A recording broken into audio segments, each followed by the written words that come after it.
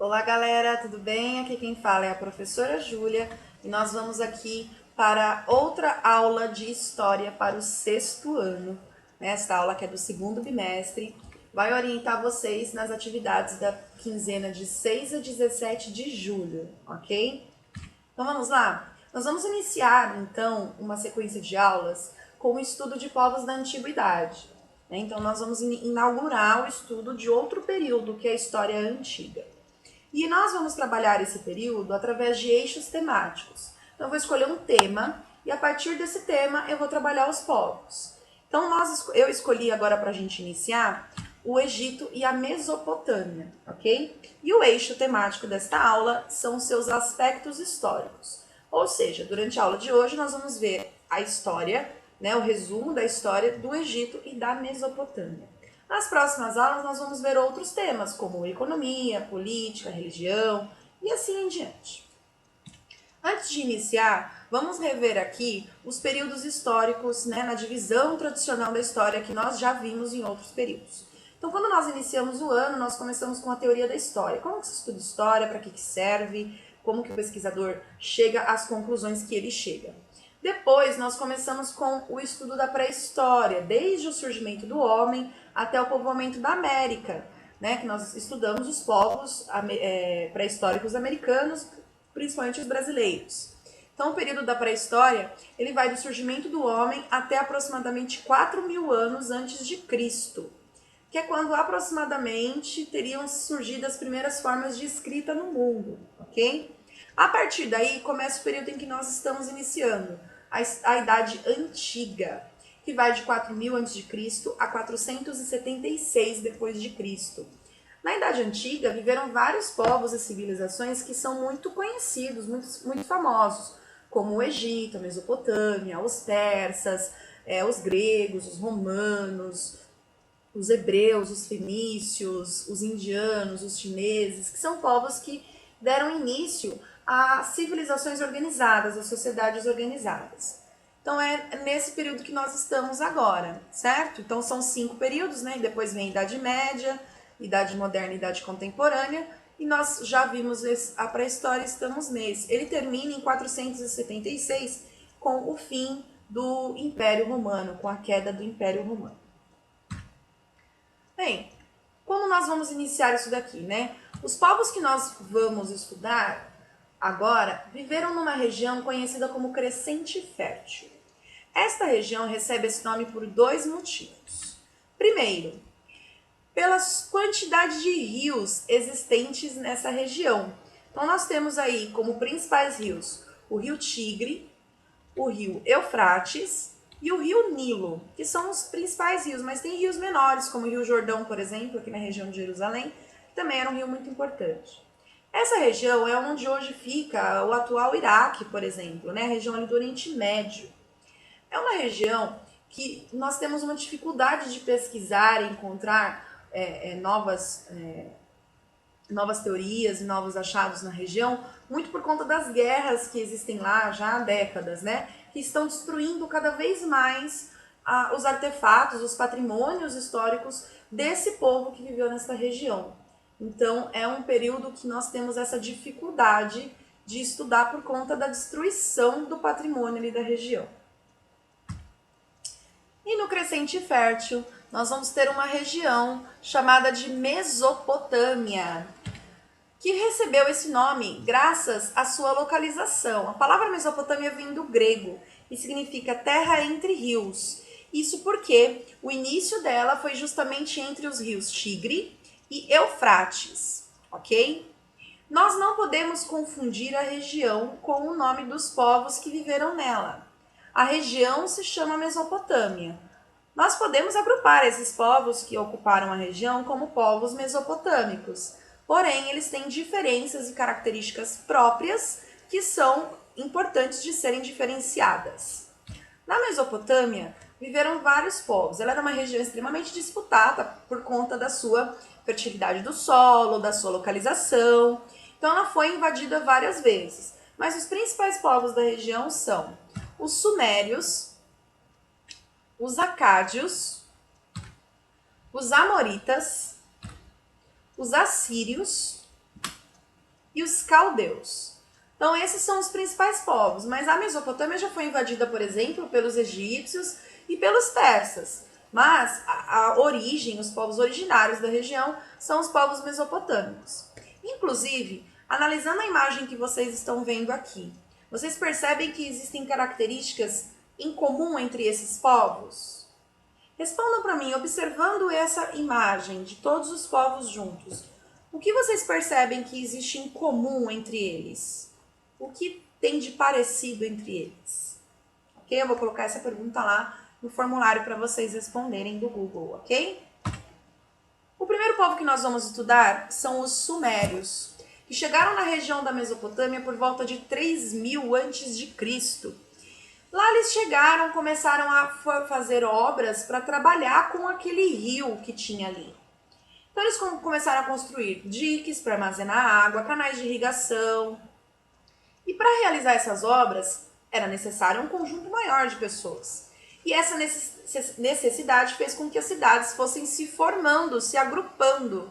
Ou seja, para poder organizar essas obras, as cidades foram se formando. Então, graças ao rio e a necessidade de se trabalhar com ele, essas cidades surgiram. As primeiras cidades fundadas na região foram as cidades de Ur, Uruk e Lagash.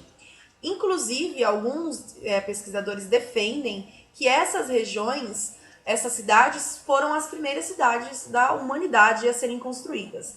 Mas ainda há uma discussão, uma dúvida aí sobre isso. Os sumérios também ficaram conhecidos pela invenção, por possivelmente terem inventado coisas muito revolucionárias para a época, como a roda e o arado. Por que possivelmente? Quando a gente fala em inventar algo, principalmente na antiguidade, né? Nós estamos falando aí de 2000 anos antes de Cristo, né? Há 4000 anos atrás. É muito difícil a gente localizar exatamente aonde primeiramente surgiu determinada invenção. Vou dar um exemplo para vocês. Já teve algum momento em que você teve uma ideia que você falou, nossa, essa minha ideia é muito bacana, ninguém pensou nisso, eu sou um gênio, ninguém pensou nisso na vida. E aí você vai conversar com alguém, ou você vê na internet, na televisão, e vê que uma pessoa que você não tinha contado essa ideia, pensou a mesma coisa que você. Eu tenho certeza que já aconteceu com vocês, porque comigo já várias vezes. Por quê? O ser humano é um ser inteligente, é um ser pensante. Então, em várias localidades, em várias regiões, em várias épocas, as pessoas podem pensar a mesma coisa. Né? Quando os seres humanos, por exemplo, descobriram como produzir o fogo, essa descoberta ocorreu em vários lugares ao mesmo tempo. Alguns lugares antes, outros depois, mas todos acabaram tendo ideias parecidas, né? Mas um dos registros mais antigos da roda e do arado se encontram na região da Mesopotâmia e foram feitos pelos sumérios. A roda, que era utilizada aí principalmente para o transporte, né, em carros de guerra, como nós vemos nessa gravura, e também o arado, que era utilizado para poder fazer a plantação, né, o plantio ali dos produtos que eles consumiam. Aqui nós temos, o arado era puxado pelo boi, né? Ele fazia um risco no chão onde eram colocadas as sementes. Mas não são essas a invenção que mais deixaram os sumérios famosos. O que deixou eles mais famosos foi a criação de uma forma de escrita, a escrita cuneiforme. A escrita cuneiforme é uma das primeiras formas de escrita encontradas no mundo. Até pouco tempo atrás, acreditava-se que era a mais antiga, mas foram analisadas escritas na China que possivelmente são anteriores à escrita cuneiforme mesopotâmica. Então existe a chance de não ser a mais antiga, mas é uma das primeiras. A escrita cuneiforme recebeu esse nome por conta do instrumento que era utilizado para realizá-la. Então vamos falar aqui um pouquinho sobre ela. Quando nós falamos sobre escrita, principalmente sobre o início da escrita no mundo, nós temos dois elementos principais: o suporte de escrita e o instrumento de escrita. Suporte de escrita é aonde aquilo vai ser escrito. Aonde? É um papel? É uma pedra? É uma placa de argila? O suporte de escrita da Mesopotâmia, da escrita cuneiforme, eram as placas de argila, ok? que depois eram cozidas, algumas secavam, e aí a escrita que foi marcada ali permanecia. Ela recebeu o nome de cuneiforme graças ao instrumento utilizado para realizar esta escrita. Este é o instrumento de escrita, chamado cunha, que era uma espécie de um prego que tinha uma figura triangular na ponta e que podia marcar a argila desta maneira. E a combinação dessas marcações tinha um significado, era uma escrita através de códigos. Muito dele foi traduzido graças a outras escritas e estudiosos depois, que nós vamos falar com mais calma. E aqui nós temos uma tábua exibindo um recibo de comércio de bois, porque a escrita era muito importante. Imagine se a gente vivesse sem a escrita, né? Para que vocês acham que eles utilizavam a escrita no passado? Eles tinham, por exemplo, registro aqui de comércio, de contabilidade, de pagamento de impostos, de registros de leis e até de histórias, mitos, lendas religiosos do seu povo que foram armazenados utilizando essa escrita, ok? Então, o povo sumério é o primeiro povo que nós vamos estudar, nós estudamos. Em 2350 a.C., eles são dominados por um outro povo, os acádios, que chegam na região ali para formar um império. Os acádios têm origem semita. O que são povos semitas, gente? São povos que têm características incomuns, como a língua e a religião. Um exemplo de povo semita são os acádios, os assírios, povos árabes e os hebreus. Então aqui tem uma representação de povos semitas. Existiram muitos povos semitas ali na região da Mesopotâmia, não só os acádios, como os assírios que nós já vimos aqui, ok? O principal rei dos acádios foi o rei Sargão I, que foi um grande general, tinha estratégias militares muito bem estruturadas. E graças a essas estratégias ele conseguiu formar um grande império. Ele governou o Império Acádio por 56 anos e o seu império realmente ficou bem grande. Aqui nós podemos ver toda a extensão do seu império, no amarelinho e no laranjinha, ok? Então nós temos um império grandioso. Por conta do tamanho desse império, ele não conseguiu unificar todos os povos e controlar a administração e as revoltas entre eles. Então o império vai sofrer uma queda por conta de conflitos, rebeliões entre as cidades do domínio acadiano. Após isso, então, eles vão ser dominados por um outro povo, os amoritas. Os amoritas ficaram conhecidos por formar, ou amorritas, tá? Ficaram conhecidos por formar o primeiro império babilônico. Eles chegaram na região por volta de 1900 a.C. E eles transformaram a cidade-estado da Babilônia como a sede do império e um grande centro comercial. Vocês já devem ter ouvido a palavra Babilônia, que se refere à Torre de Babel. Estudos dizem que possivelmente a Torre de Babel de fato existiu, né? Só a construção dela não teria sido tal qual nós imaginamos. Teria sido mais próximo das construções realmente características dos babilônicos. Mas existem vários estudos apontando para a existência, sim, da Torre de Babel na cidade de Babilônia. Os amoritas formaram o primeiro império babilônico, porque ficou conhecido assim por conta da importância da cidade de Babilônia. O principal rei desse império foi o rei Hammurabi, que ficou muito famoso por organizar o primeiro conjunto de leis completo da antiguidade, o famoso Código de Hammurabi. Aqui nós temos uma representação, aqui é a pedra onde está gravado o Código de Hammurabi. Eu vou aproximar para vocês verem. Então aqui nesta pedra está gravado o Código de Hammurabi. Aqui tem uma foto aproximada, onde estavam todas as leis deste código. E aqui nesta parte de cima representa o próprio Hammurabi falando, né, lendo, ditando as leis. O Código de Hammurabi, ele tinha leis que determinavam diversas regras, desde o convívio em família até questões de guerra, trabalho, comércio, crimes como roubo, assassinato, entre outras coisas. E o princípio que norteia o Código de Hammurabi é uma lei que ficou conhecida como Lei de Talião. Né? Então aqui nós temos uma gravura representando o rei Hammurabi falando, né, dando ordens pro seu escriba. Escriba que era a pessoa que sabia praticar a escrita cuneiforme, era ele que escrevia, tá vendo? Então aqui nós temos um exemplo de como que ela era praticada. A lei de Talião, ela tinha um princípio que ficou conhecido como olho por olho, dente por dente. O que isso significa? Sabe quando você era criança, não sei vocês, mas minha mãe fazia muito isso. Olha, não vai ficar para trás. Se alguém te der um puxão de orelha, tu devolve. Não quero que você fique para trás. Então é mais ou menos isso. Vou dar um exemplo aqui com uma das leis do Código. A lei do capítulo 12, a lei 196, diz o seguinte: se alguém furar o olho de seu semelhante, deverá ter o seu olho furado também. Aqui é literalmente olho por olho, dente por dente. O que significa?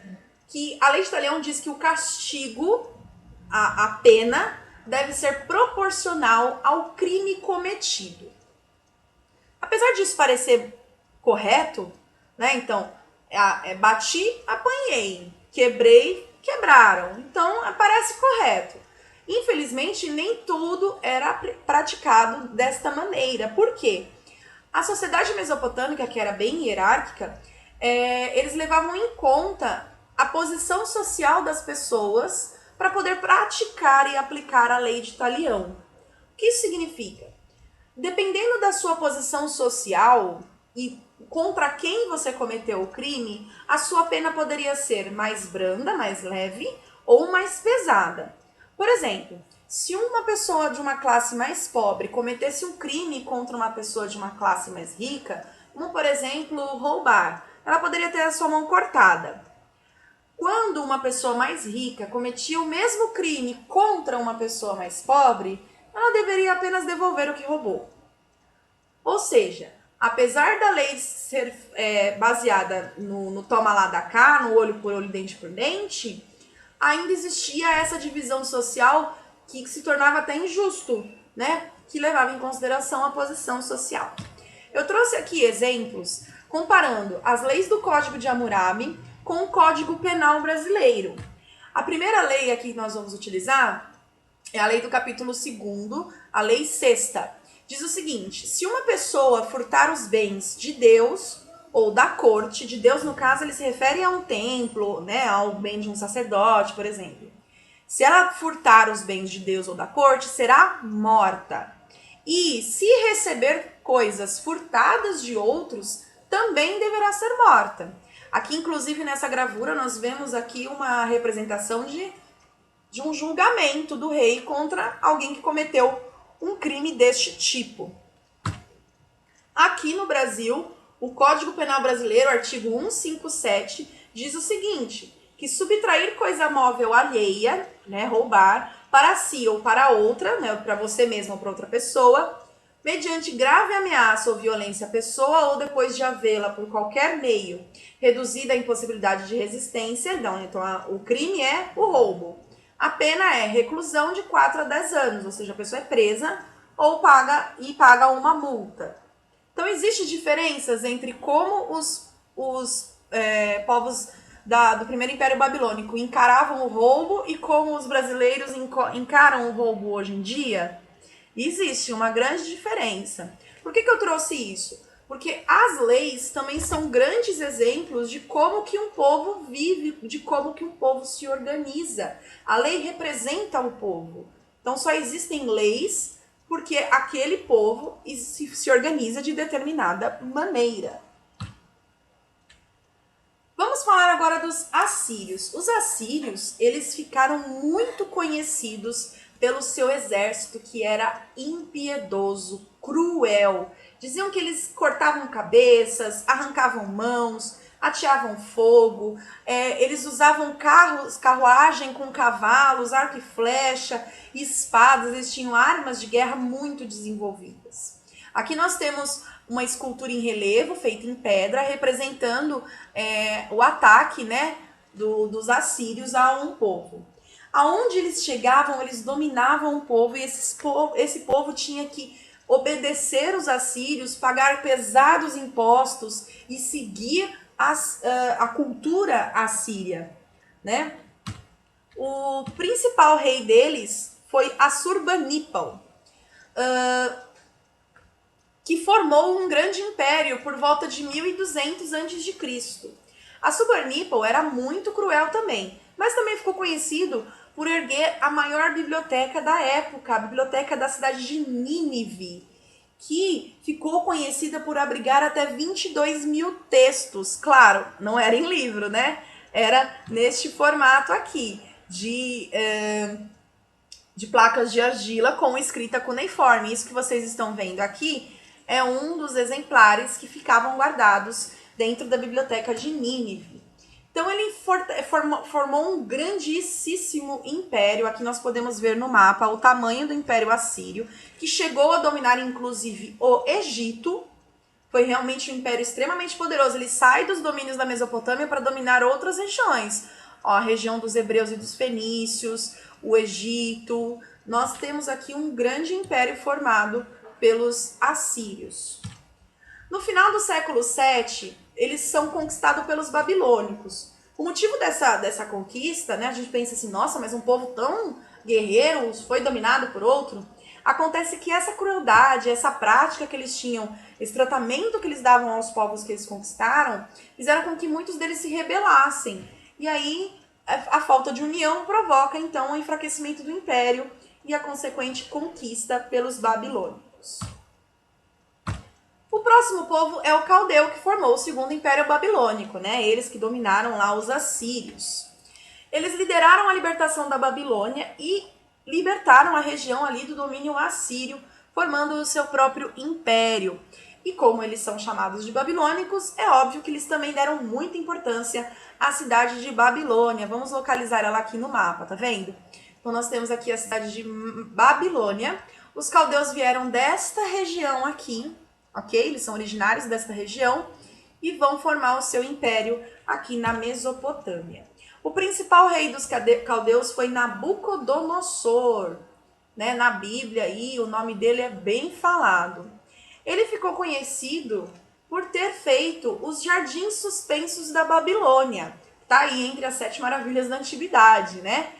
Porém, ainda não tem registros, não foi encontrado esse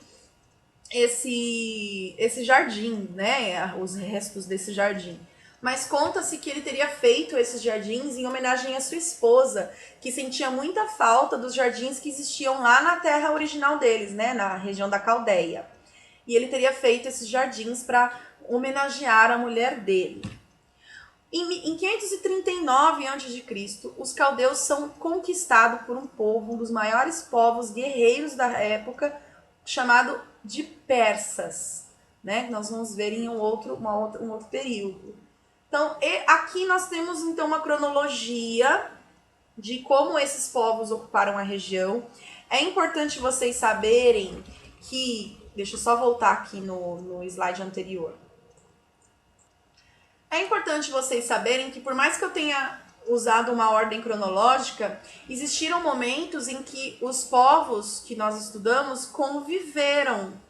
Então, enquanto os caldeus viviam nesta região, os sumérios viviam aqui, e assim por diante. Então, houveram momentos em que alguns povos dominaram a região toda, e houveram momentos em que eles conviveram ali na região, ok?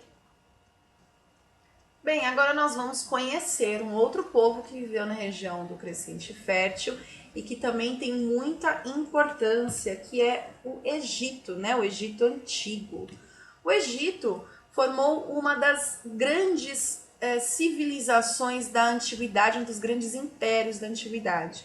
Nessa gravura aqui nós podemos ver representações de vários elementos do cotidiano deles. Então tem a representação do rio Nilo, do papiro, dos deuses e dos elementos religiosos, da nobreza. Nós podemos ver detalhes de roupas, do culto aos animais, né, que entra aí dentro do caráter da religião, os soldados. É uma sociedade extremamente interessante, é o tema que eu mais gosto, então espero que vocês curtam. Localização. Bem, o Egito se localiza ali no nordeste da África. Eu trouxe aqui um mapa político para vocês verem a localização hoje em dia. O país Egito tem esse território, mas o Império Egípcio não ocupava somente esta região, ele se estendia um pouco mais. A região ali que ele vive é a região também do deserto do Saara, e eles têm na região deles o maior ou um dos maiores rios do mundo. Por que um dos ou o maior? Existe uma competição aí entre o Rio Nilo e o Rio Amazonas, que disputam aí o título de maior rio do mundo, né? Então, uma hora um estudo sai falando que é o Amazonas, na outra sai falando que é o Rio Nilo, mas fato é que é um rio muito grande, tão grande que pode ser visto do espaço. Aqui eu trouxe uma imagem de satélite que mostra justamente o que a gente está vendo aqui no mapa. A região do delta do Rio Nilo, que é onde ele se espalha e deságua no mar Mediterrâneo, né? E aqui mais para baixo, a sua nascente, que é em uma região montanhosa. Para baixo aqui do Egito, vocês podem ver, formou-se outro império chamado Reino de Kush. Nós vamos ver posteriormente. Como que se formou o Império Egípcio? Quando a gente pensa na história do Egito, a gente sempre lembra dos faraós. Mas muita coisa aconteceu até que os faraós chegassem ao poder, certo? Inicialmente, assim como os povos da Mesopotâmia, os egípcios foram chegando ali na região do Rio Nilo e foram percebendo que para poder trabalhar com aquele rio enorme, maravilhoso, eles precisariam construir algumas obras, né? Como canais de irrigação, diques e etc. E para essas obras precisavam de um grupo maior de pessoas. Então, inicialmente, em torno do Rio Nilo, foram se formando pequenas aldeias. Essas aldeias foram se organizando e começando as primeiras construções ali em volta do Rio Nilo. Aqui nós temos uma foto com o resto de uma aldeia que data de 7.000 anos. Ou seja, gente, inclusive antes do início da Idade Antiga. Essas primeiras aldeias são aqueles povos que estão transitando da pré-história para a Idade Antiga. Então, eles ainda estão se formando, ali é o período em que eles estão se formando como sociedade, né? Depois das aldeias, eles vão se agrupar, essas aldeias vão se agrupar e formar grupos maiores, chamados de nomos. Nomos esses que eram governados por nomarcas, né? O governante, o rei deles era chamado de nomarca. Após isso, esses nomos vão se agrupar e vão formar reinos. Esses reinos vão ter os seus próprios governantes, que vão se agrupar também e dividir os reinos em dois grupos, em dois reinos. O reino do Baixo Egito, que se localiza aqui na região do delta do Rio Nilo, e o reino do Alto Egito, que se localiza aqui na região sul montanhosa. O nome alto e baixo fica meio esquisito, né? Porque como que o alto está embaixo e o baixo está em cima? O nome Alto Egito não se refere à localização geográfica, mas sim às características do relevo da região. O Alto Egito é a região onde tem a nascente do Rio Nilo. Nesta região, toda nascente tem uma região um relevo mais alto. Esta região aqui, por exemplo, é uma região montanhosa. Já o Baixo Egito, que fica aqui ao norte, ele é uma região de planície, porque é ali onde o rio deságua no mar Mediterrâneo, ou seja, um relevo mais baixo. Portanto, ficou conhecido como Baixo Egito. Os reinos também podiam ser diferenciados pela sua coroa. O Baixo Egito tinha a coroa vermelha e o Alto Egito tinha a coroa branca. Em um determinado momento, em 2700 a.C., Menés, que era governante do Alto Egito, vai conquistar o Baixo Egito e vai unificar as duas coroas, formando uma única coroa do Egito unificado. Então, junta a coroa branca com a coroa vermelha, formando uma só coroa. Quando Menés faz isso, nós temos o início da formação do Império, né? Então, ou seja, até chegar à época dos faraós, muita coisa aconteceu, né? Existem vários processos envolvidos. O Império, por sua vez, também pode ser dividido em períodos, como o Antigo Império, o Médio Império e o Novo Império, que nós vamos ver em seguida. O Antigo Império, então, começa ali com a formação, com a unificação de Menes, que inclusive será o primeiro faraó. Ele vai de 2575 a 2130 a.C. E após o governo de Menes, mais de 30 dinastias após ele governaram o Egito. Então ele inaugurou as dinastias egípcias. O que são dinastias? São famílias que vão estar no poder. Então quando eu falo que a 10ª dinastia estava no poder, significa que todos os faraós daquele período foram da mesma família. Dentre esses dezenas de faraós que nós temos, nós tivemos faraós bem conhecidos. Tutancâmon, né, Ramsés, e faraós mulheres também, como Nefertiti, Nefertari, Cleópatra. Que quando eu falar com vocês sobre sociedade, a gente falar sobre os faraós, a gente vai falar bastante sobre as faraós mulheres, as governantes mulheres, que foram muito importantes no Egito. O Antigo Império também foi o período em que as pirâmides começaram a ser construídas. Mais pra frente a gente vai entender o que eram as pirâmides, para que elas serviam, por que elas foram construídas. Inclusive o complexo das pirâmides de Gizé, que conta com essas 3 pirâmides grandes, Quefren, Miquerinos e Kelps, e também a Esfinge, que fica bem à frente delas. Então aqui são as características do primeiro período do Império, que é o Antigo Império. O segundo período do Império Egípcio foi o Médio Império. O que vai acontecer? No finalzinho do Antigo Império, a partir de mais ou menos 2130, houveram várias guerras civis dentro do Império. Aqueles nomarcas, lembram aqueles reis dos reinos antigos? Eles exigem participar mais da política. E aí vão ter tanta guerra, tanta rebelião entre eles, que eles vão assumir o poder e vão ficar ali por um tempo, vão tirar os faraós do poder e vão assumir ali o poder por um tempo. Com isso, o Império vai se fragmentar. Só em 1938 a.C. é que os faraós vão retomar o poder da região, ok? Essa retomada se deu com o governo de Mentuhotep I, que foi o primeiro faraó do Médio Império, né? Ele que vai unificar e vai restaurar o Império Egípcio. O Médio Império também foi após a retomada do poder pelos faraós, foi um período de grande expansão do seu império. Então aqui nós temos um mapa mostrando o domínio que alcançou o Império Egípcio neste período. No finalzinho do Médio Império, eles são conquistados por um povo conhecido como Hyksos, que é um povo que veio lá da Ásia. Eles ficam um tempo sob o domínio dos Hyksos e só depois que eles expulsam os Hyksos é que nós temos o início do novo império. Aqui nós temos uma gravura que representa o faraó Amoses I derrotando os Hyksos, expulsando os Hyksos. É nesse período, inclusive, que houve a escravidão do povo hebreu. Entende-se que os hebreus foram escravizados pelos egípcios porque quando os Hyksos dominaram a região do Egito, eles permitiram que os hebreus vivessem na região sem cobrar, sem explorar nada. Então, quando os egípcios retomaram o poder da região, eles entenderam os hebreus como inimigos. E por isso eles foram feitos de escravos.